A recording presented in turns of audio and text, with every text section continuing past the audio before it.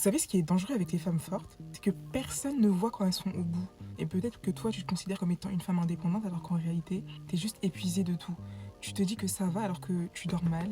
Tu aides tout le monde, mais tu demandes jamais rien pour toi. Tu prends des décisions seule parce que tu te dis que ça ira plus vite et tu refuses qu'on te voit vulnérable parce que t'as peur qu'on en profite. Mais juste laisse-moi te dire quelque chose. Si tu ne sais pas recevoir, en vrai, tu survis à tout ça. Il y a 3 choses qu'il faut que tu commences à faire si tu es dans cette situation-là parce que c'est quelque chose qui peut t'aider. Crois-moi que tu vas avoir une différence. Premièrement, arrête de résoudre les problèmes quand on t'a pas demandé de résoudre les problèmes. Parce que tout ne repose pas sur tes épaules. Observe combien de fois tu prends en charge automatiquement alors qu'on t'a rien demandé.